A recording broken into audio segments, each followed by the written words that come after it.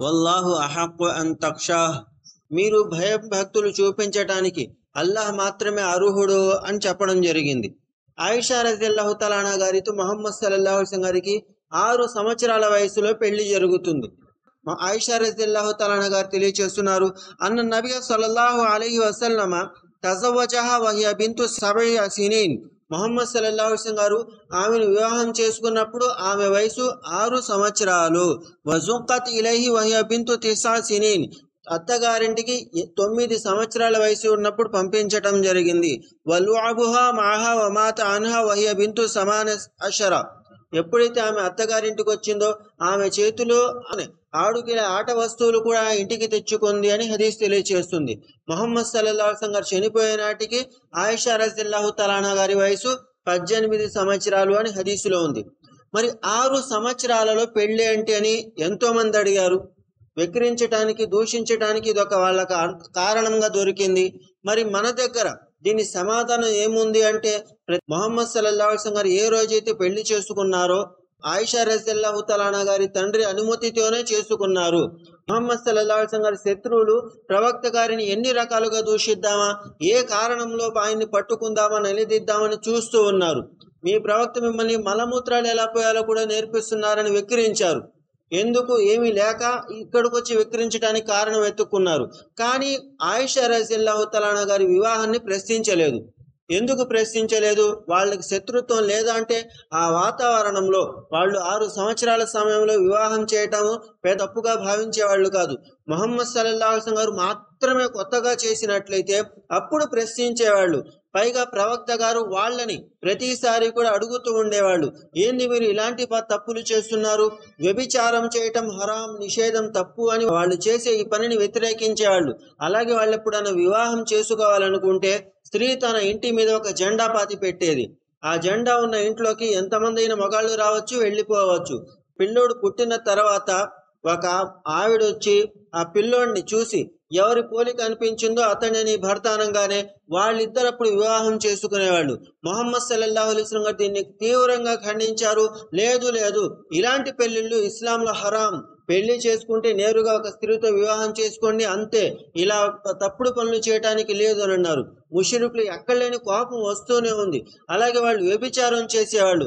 ఇస్లాంలో హరాం, చేసుకుంటే పెళ్లి చేసుకోండి, లేకపోతే ఉపవాసం ఉండండి, అంతే తప్పించి వ్యభిచారం లేదు అని ప్రవక్త గారు అన్నారు. ముష్రికులకి ఎప్పుడూ కూడా ఒక రకమైనటువంటి కోపం ఉండేది. ఇప్పుడు ఎన్నో రకాలుగా ప్రవక్తని ప్రశ్నిద్దామని ఎదురు చూస్తూ ఉన్నారు. కానీ ఆయిషా రజియల్లాహు తఆలా గారి వివాహాన్ని ప్రశ్నించలేకపోయారు. ఎందుకు ప్రశ్నించలేదు అంటే ఆ వాతావరణంలో 6 సంవత్సరాల సమయంలో పెళ్లి చేసుకోవటం సహజమే, 9 సంవత్సరాల వయసులో అత్తగారింటికి పంపించడం సహజమే. కాబట్టి ఆ విషయంలో వాళ్ళు ప్రశ్నించలేకపోయారు.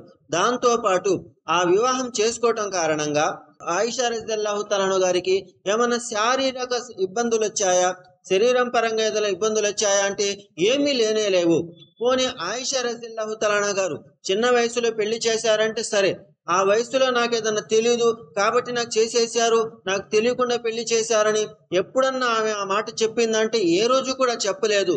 వివాహం చేయబోతున్నారని ఆమెకు కూడా తెలుసు, ఎక్కడికి వెళ్తున్నా అనేది ఆమెకు కూడా తెలుసు.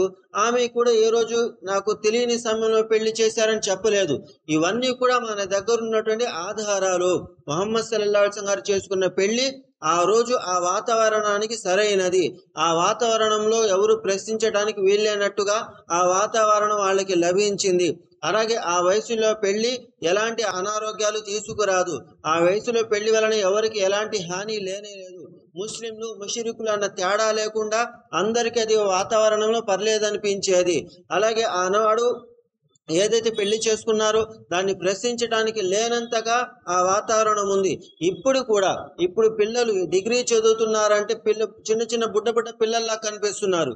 మనకంటే ఒక 30 సంవత్సరాల ముందు చూస్తే 10వ తరగతి పాస్ అయ్యాడనగానే ఒక రకమైనటువంటి పౌరుషము, గర్వము, ఆ మనిషిని చూడంగానే హుందాతనము, అతను పిల్లోడు అన్నట్టుగా అనిపించదు. ఎందుకంటే ఆ వాతావరణం అలా ఉంది. 30 సంవత్సరాల ముందు అనగానే బలం ఉండేది, వాళ్ళ దగ్గర శక్తి ఉండేది, చదివేది 10వ తరగతి అయినా కూడా పెద్ద మనిషిలా కనిపించేవాడు. ఇప్పుడు డిగ్రీ చదువుతున్నాడంటే కూడా చిన్న బుడ్డ పిల్లాడిలా కనిపిస్తున్నాడు.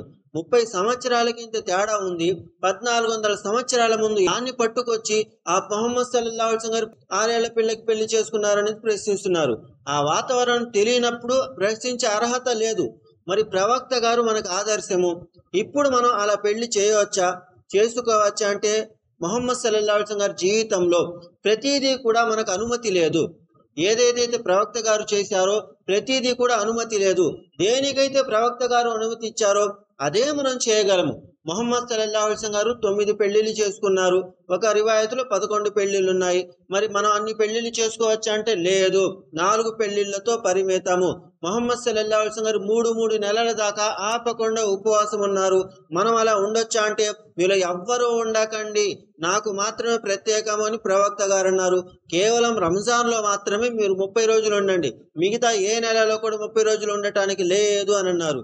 అంటే ప్రవక్త గారి పద్ధతుల్లో, సాంప్రదాయాల్లో ఆయన ఏదైతే ఆయనకు మాత్రమే ప్రత్యేకం అన్నారో అది మనకు అవసరం లేదు. ఎందుకంటే అనుమతి లేదు కాబట్టి. ఆ కాలంలో ఉన్న వాతావరణానికి ఇది తప్పనిసరి అన్నట్లయితే ఇప్పుడు మనం చేసుకునే వాళ్ళము. తప్పనిసరి అనలేదు, అది ప్రత్యేకము. 9 సంవత్సరాలప్పుడు అత్తగారింటికి పంపించారంటే అదేమంత పెద్ద కనిపించలేదు.